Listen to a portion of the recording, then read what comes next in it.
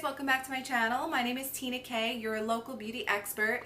By a very high request to do a one brand tutorial, I'm gonna do Japonesque, and they just came out with the new Velvet Metals eyeshadow palette that is so inspiring and gorgeous.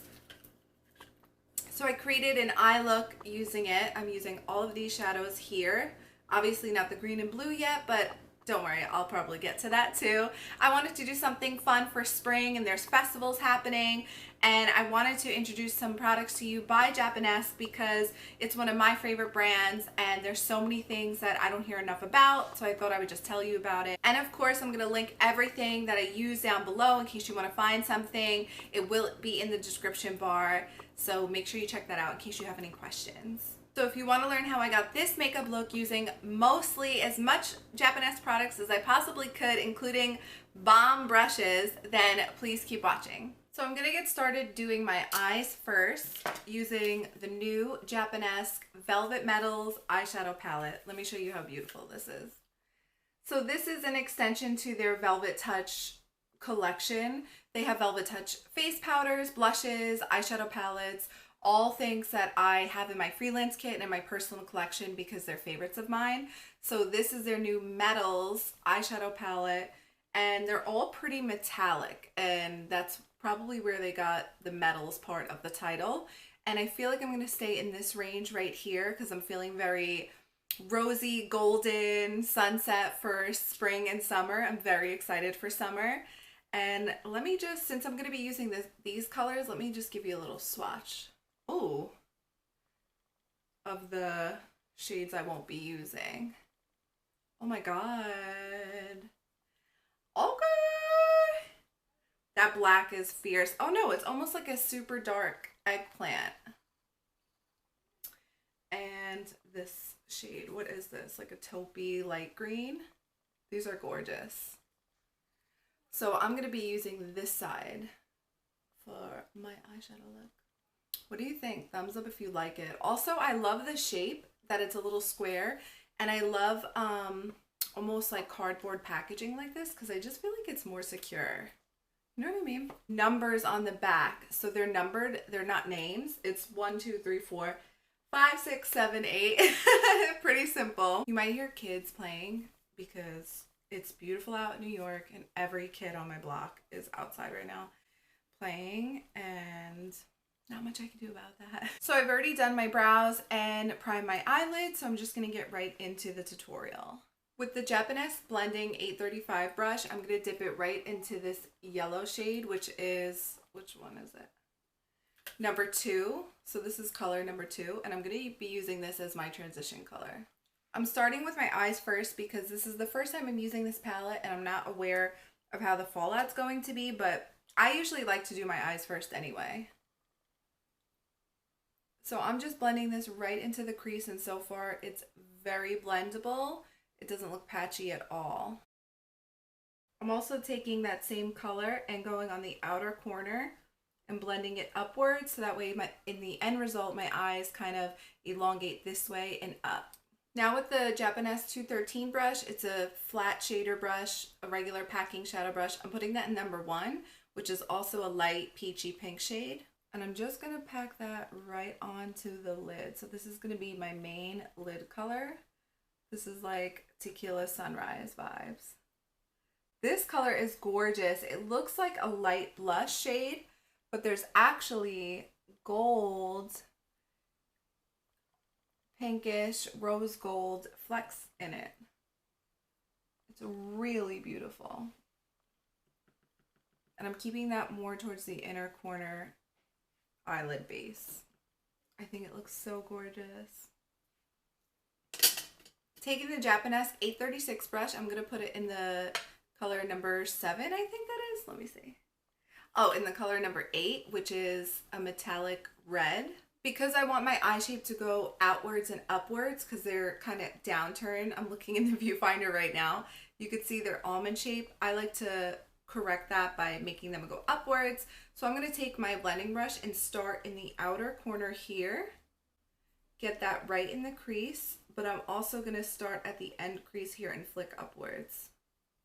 With the red, I'm noticing some fallout, but that's why I'm doing my eyeshadow first. It blends so beautiful. Usually I like matte shades, but for the summer I'm going more metallic and foily, and this looks so good.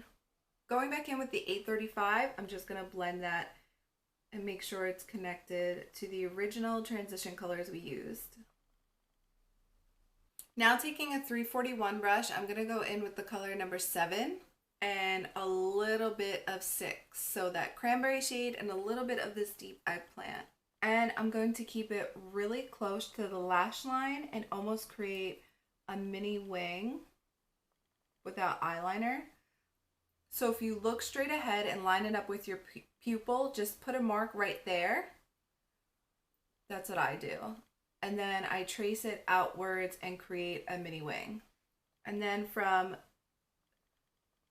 the closing of your eye on the outer corner, just flick it upwards. So that way you have markers on where to put your little wing, your mini shadow wing.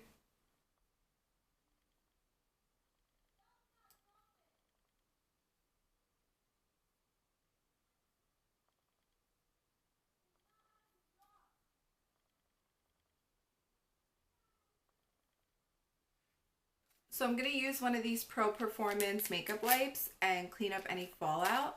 They're so cute. They come individually wrapped, and I keep these in my kit too because they're so convenient. I'm just cleaning up the fallout. Oh, they smell so good. So I'm trying to use as many Japonesque products as possible, and I'm going to go in and color correct. I'm going to go in and color correct using the Japonesque Color Correcting Crayon in 1. And I'm just putting that where I have any dark circles or discoloration. There are so many kids playing outside. There's so many kids playing outside now. I'm going to do a voiceover for the face part of this tutorial. To prime my foundation, I wanted to start with the Liquid Light in the number 3, and it just gives me a bronze glow. I finished my foundation off camera, but for my liner, I'm using this Metals Japonesque eyeliner. It's such a rich red orangey shade. It made my eyes look so green, and what I love most about it is it honestly glided right into my waterline where I didn't even have to pull down my lower lash, which I really like because I don't believe in pulling down your lash underneath your eyes and your lashes because that creates wrinkles. But I'm obsessed with this pencil so much. It goes on so well, and it made my eyes look gorgeous. Taking a small shader brush, I'm just dipping it back into the red. That way I can blend out the lower lash line because it matches the eyeliner so well, and it just makes it look more connected and more blended and just make the look, just basically look way prettier. Okay, got a little better. So using the Velvet Touch face palette, which has been in a favorites of mine, and the Kamudori bronzer brush, I'm gonna go in and contour. I really love this contour powder because it's a bronzer contour powder, and it's just the perfect shade that blends in great with foundation to contour your face as well as bronze. And this brush I know is really, really popular on YouTube, and it really does an amazing job contouring the face. I just like to chisel out my cheekbones a little bit. And using the Japonesque blush brush, I'm going to go in with this really pinky shade right here and mix it with the more coral.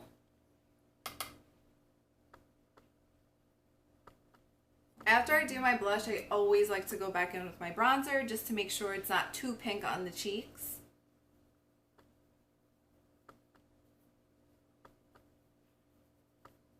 For highlight, I'm going to use this Radiance Primer in the number 1. I always forget the names to things. I'm going to put a little bit on my hand because I don't want a too extreme of a highlight.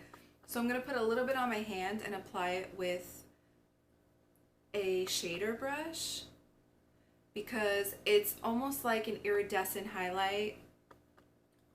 And I'm just going to put that at the high points here and blend it in with my finger. And it's so iridescent, it will just catch the sunlight or flash when you take a picture and look really gorgeous. And I'm just gonna dab it wherever I want to look a little bit dewy and highlighted. So for my lashes, I'm going to use the Japonesque Lash Loading Mascara. And we'll see how this works. Maybe I won't need falsies. I think my lashes look really pretty. I might not even put false lashes on. I dabbed a little bit underneath my eye, but usually when it dries, you could fleck it off. So I'm going to let that dry. It happens. But so far, I love the makeup look and I love the eyeshadow look. I think this palette is amazing. I'm so happy I decided to do this one brand tutorial using Japonesque because I've been a fan of their products for so long and I just feel like they were underrated and no one was talking about it, so why not?